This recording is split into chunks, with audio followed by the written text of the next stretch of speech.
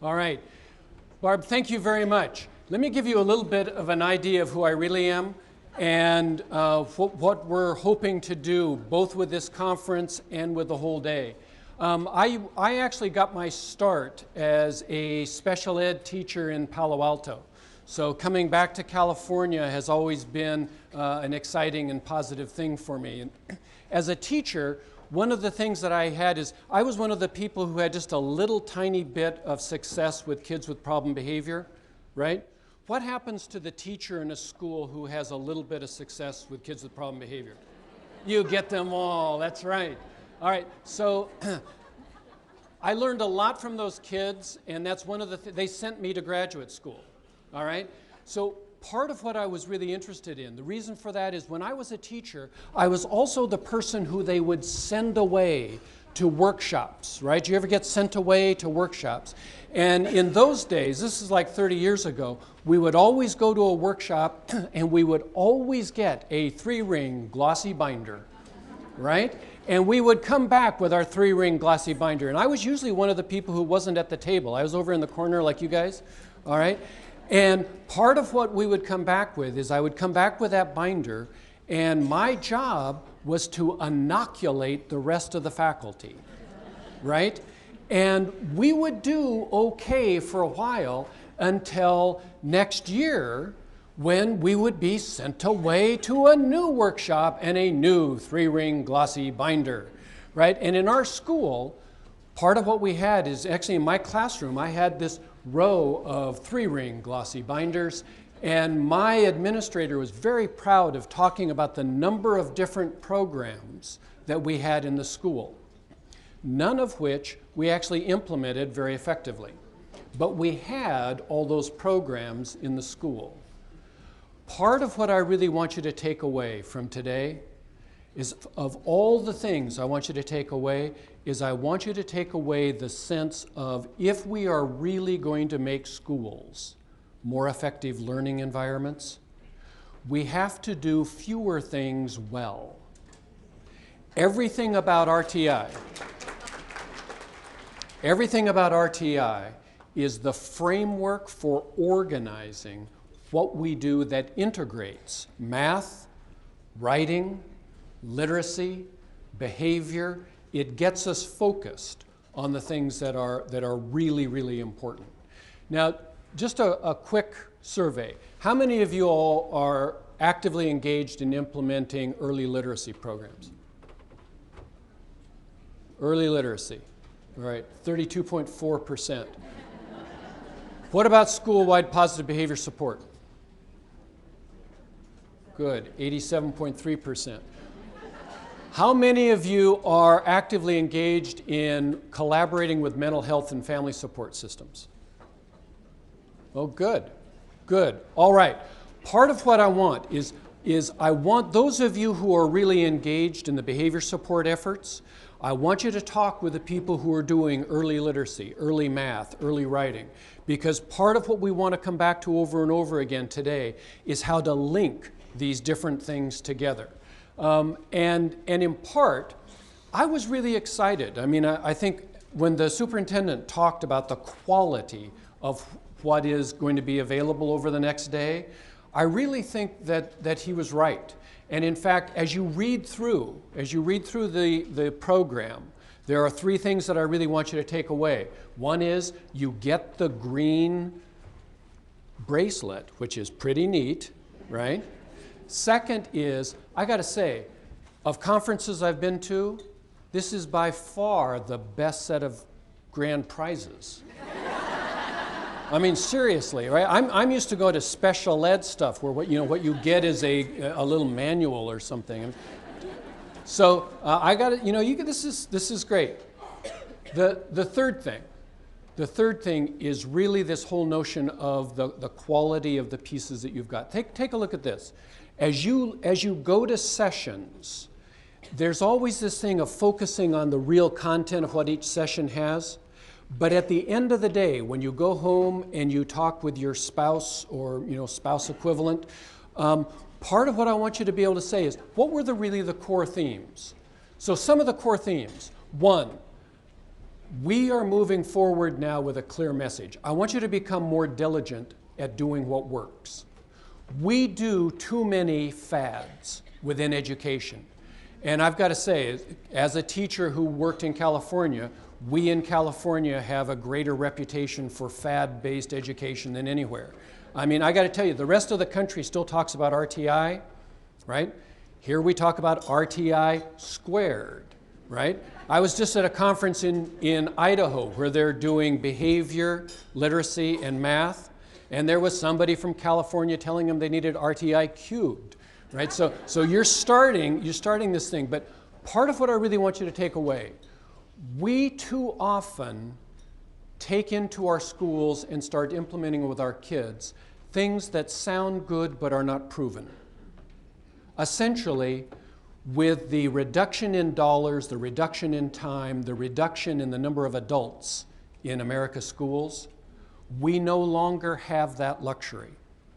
Part of what I really want you to do at every session you go to, I want you to ask the question, where's the information that documents this really works? And works means real people can do this in real settings, and it produces a real valued outcome in the opportunities for children. Essentially, hold yourself and hold all of us accountable for demonstrating, does this really work? Second, the old version of having a program, remember you got the blue book or you got the green binder or you've got the whatever curriculum. The old idea that there was one tactic that would work for all of our kids never was true and now has been exposed. I mean, the emperor really does have no clothes. There is no program, there is no strategy that will work for all kids in all places. So as you go from session to session, I want you to always ask the question, this will work for most, but what will we do for the some that need a little bit more? And what will we do for the few that need a lot? You're going to work on math? I mean, come on. Some of the stuff that's happening right now about teaching early math skills are gigantic and wonderful. But it keeps coming back to how do we teach those skills and those concepts so that they're accessible to most kids. But we're going to have some kids who come in without the language skills, without the concepts, without some of the structure. They need more help. So never have one level of intensity for any intervention. If you've got a literacy intervention, a math intervention, a behavior intervention, no longer are we satisfied with a single level of intensity. As a teacher, I need to know not only what I'm teaching, but if it's working. And when it's not working, I need to know what to do next. Always look when you're looking at things that move forward in terms of making that happen. Now, one of the themes, I mean, RTI has certain words that come along with it, universal screening, progress monitoring, database decision making. Okay, basically, I want you to really be excited. I mean, when I was a teacher, we would collect data. We would collect data and we would pass it on into the ether space of administrivia. Never to actually come, you know, the only thing that would come back to us is we'd say, you know, you didn't meet standard. Okay, and we'd all feel bad.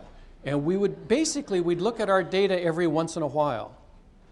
I want you to really think, one of the things that RTI does is it takes back the data. The data now become information that we use for decision making. One of the things that I want you to worry about from now on, not just the state standards, right? The California achievement test stuff. I want you to be thinking, by November 15, by February 15, by March 15, are you able to say what proportion of the kids in my class are achieving literacy, math, and behavioral expectations? And y'all are getting pretty good. You're getting pretty good at doing literacy, right? To what extent is a child on benchmark?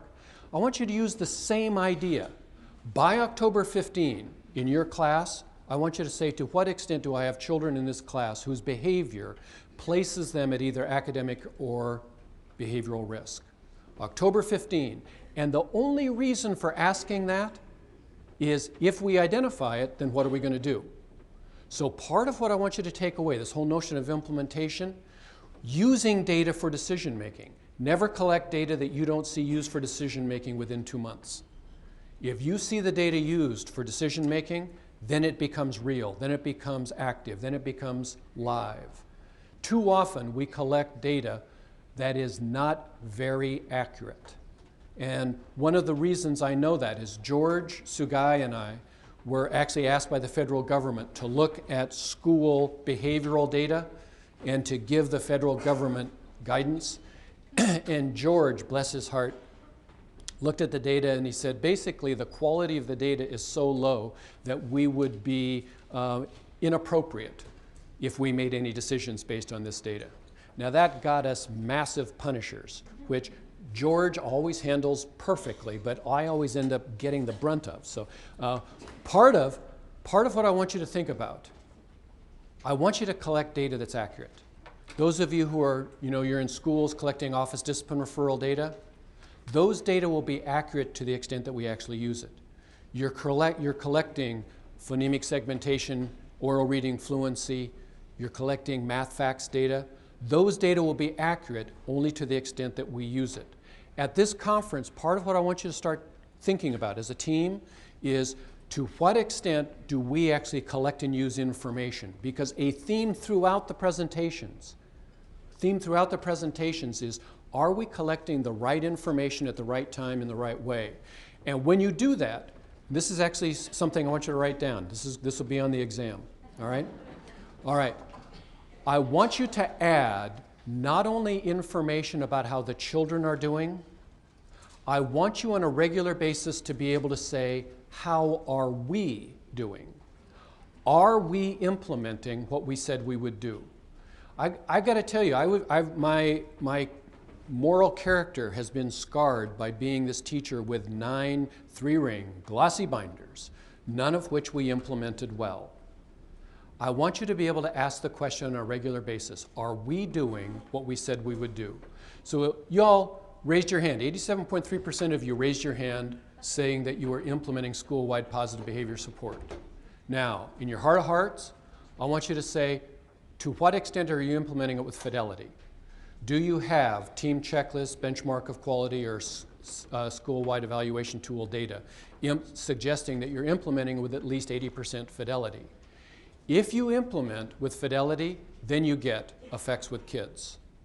If you do it just a little bit, then you get a green bracelet. But you don't get change in kid behavior. So remember the message.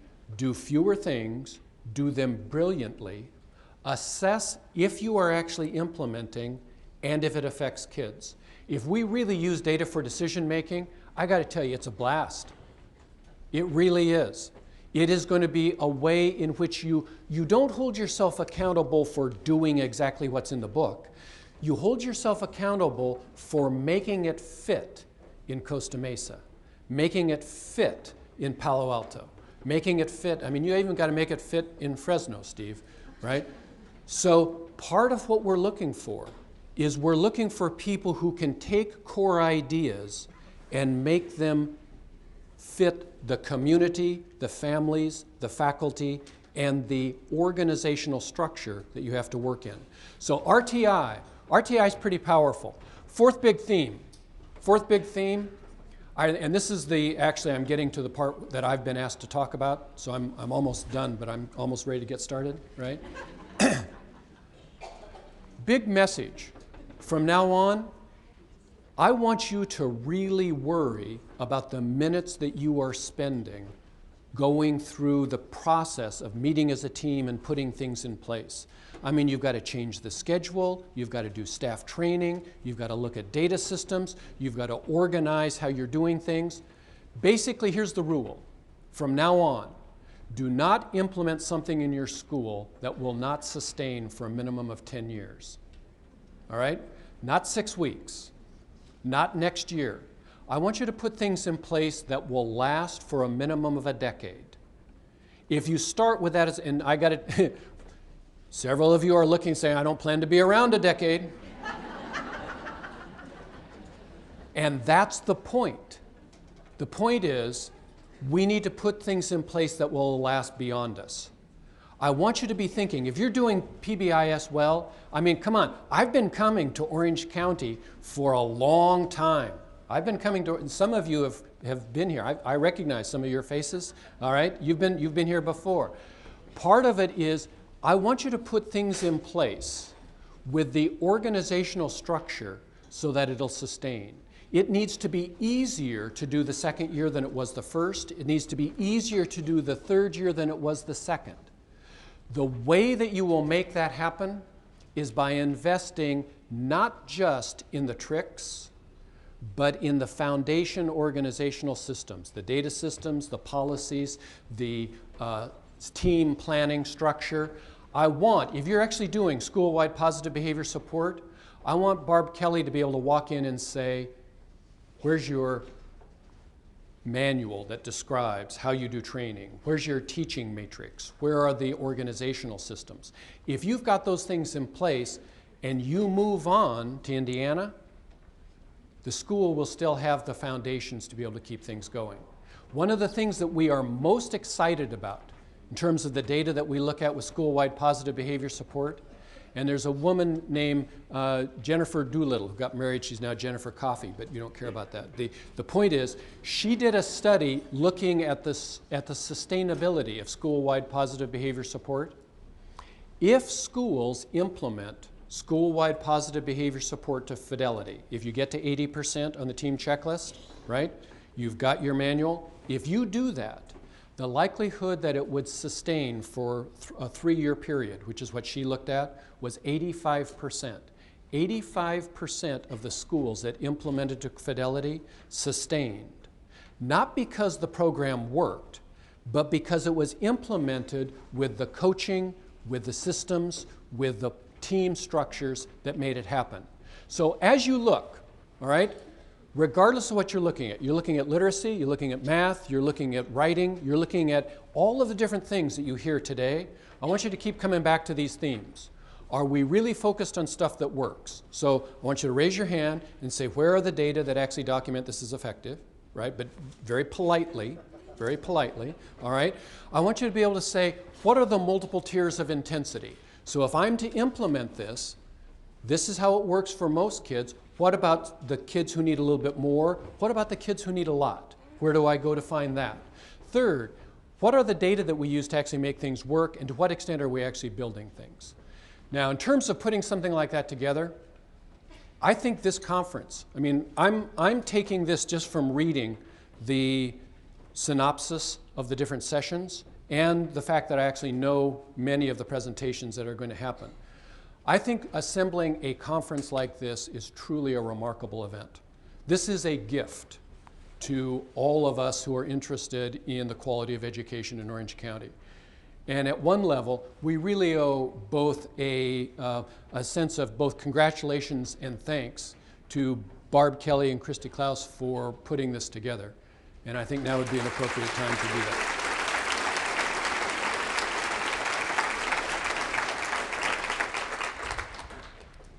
Okay, now, so here are the things I really want you to take away from this morning.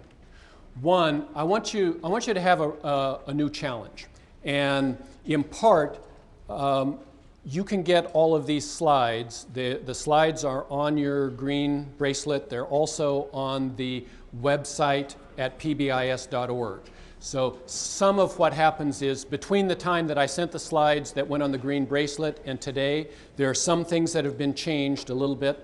All right, so for those of you who have low tolerance for change, this is a pre-correction, deep breath. It's okay, you can get the slides, all right?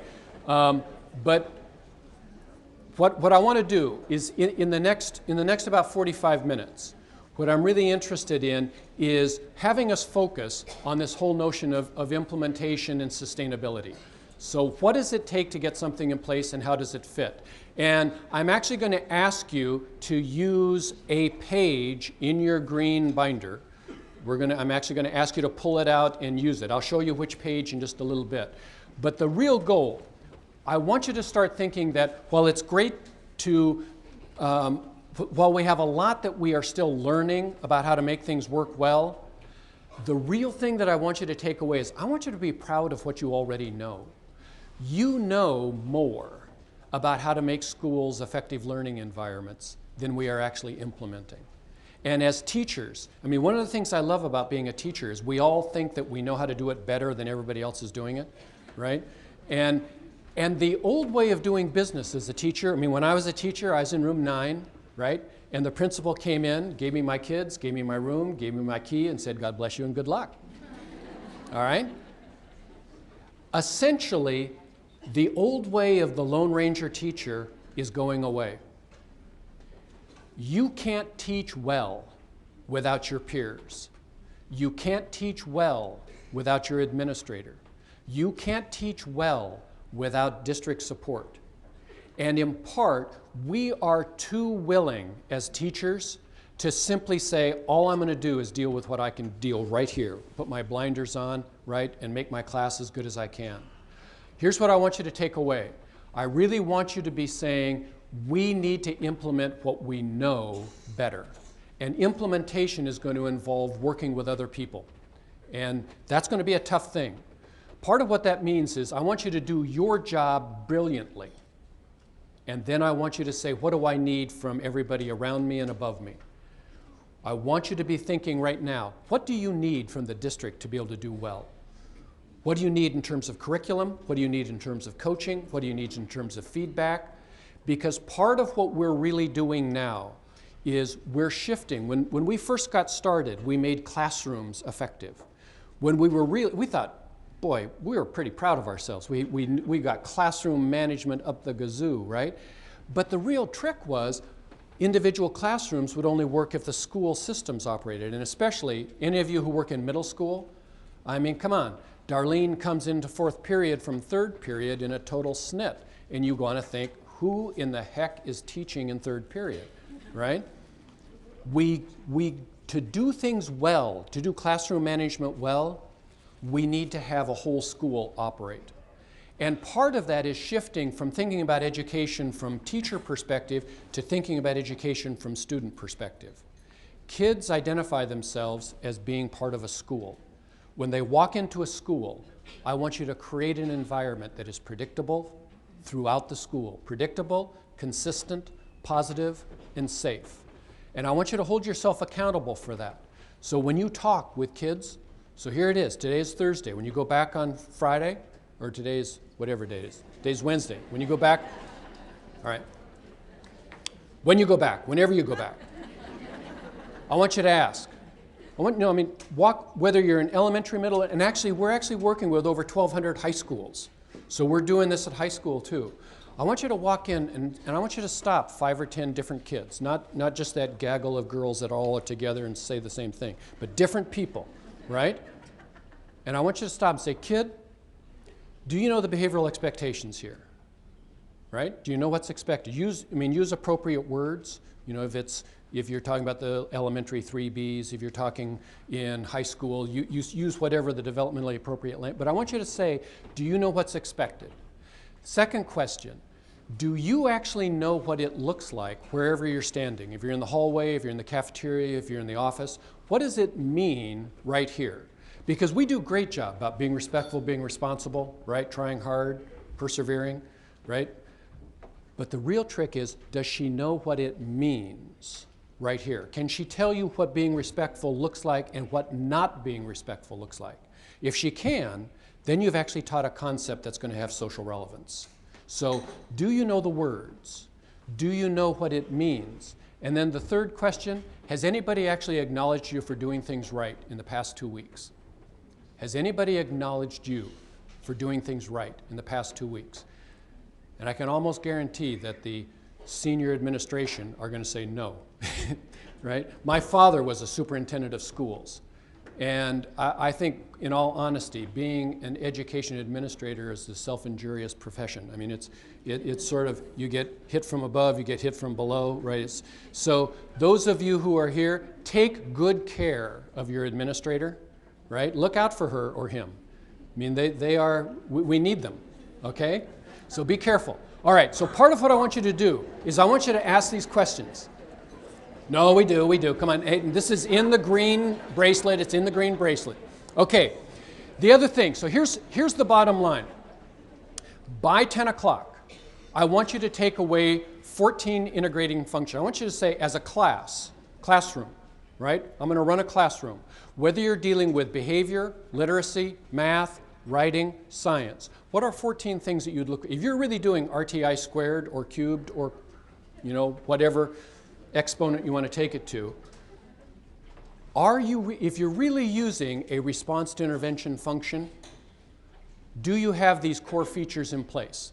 So the 14 things, if you're a classroom teacher, but see the 8? The other thing I really want you to take away is I want you to be able to identify 8 things that you would expect from a district that's working well. If you were looking, if you run a district, if you control a budget of more than $3 million, I want you to know these 8 things, all right?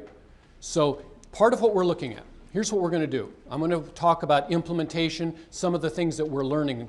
And we're learning this in part by working with a number of districts and a number of states. So we currently, one of the things that I bring is George Sugai and I work with over 14,000 schools across the country. That's over 8.5 million kids.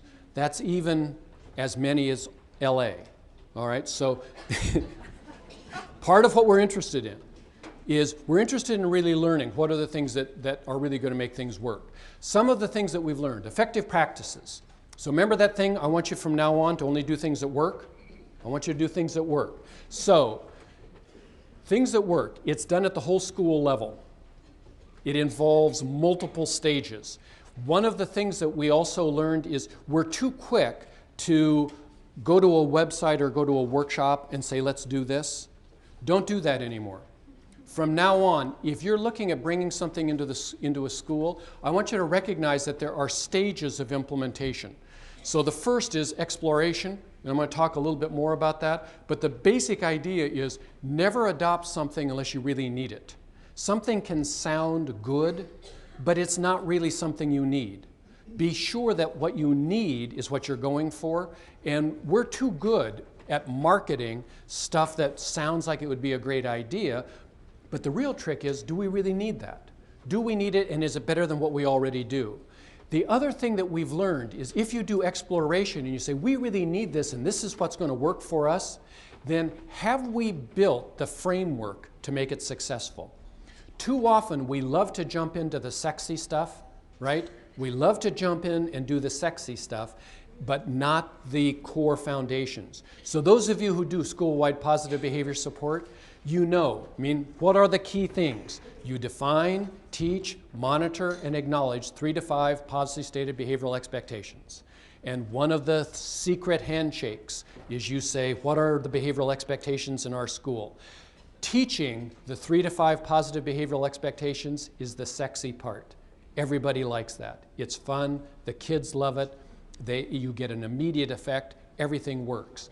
It is a necessary part of PBS, but it's insufficient. If you're really going to get something that works, you've got to have the data system, you've got to have the policies, you've got to have the team structure, you've got to have the organization that will actually sustain it.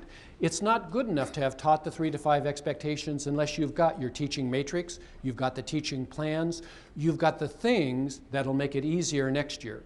Remember the rule? It needs to be easier to do the second year than it was the first, easier to do the third year than it was the second. Investing, that's what the installation stage is. Now, initial implementation, part of what we see over and over again in initial implementation is there are always the heroes who want to launch out there and be the first doers. Every district is going to have the school that always is held up as this is the one that does well. And so you've got in each school district and in districts within regions. You all know, I want you to think about the school in your district that is always implementing stuff. The trick is not can we get it as an example, but can we get it as something that cuts across all the schools? How many of you are in Tustin, the district? All right, so you've got about 30 schools, right? You're implementing school-wide behavior support in about 8 to 10. That's great, but the real trick is how do we get it across everybody, right? So how do you take the advantage of the examples and make it work for everyone? The big message, implementation is not a single event. It's a set of stages, and we're going to come back and look at that. Implementing anything that's going to last a long time typically takes 3 to 5 years. So if it's easy to do, it's easy to lose. And in most cases, if you're going to get the pieces in place, if you're going to get, and part of what I'm saying is not just can you do it for some, but can you do it for everybody? Can you get all 3 tiers of intensity? That typically takes time. You all doing early literacy. You know good things about early literacy, and we're going to come back to that. But the real trick is, can we get it in place so that it really is going to last? And the big message is that it requires much more attention to what you get at the district level. I really want you to come back over and over again. What are the things that we need from the district to make things work?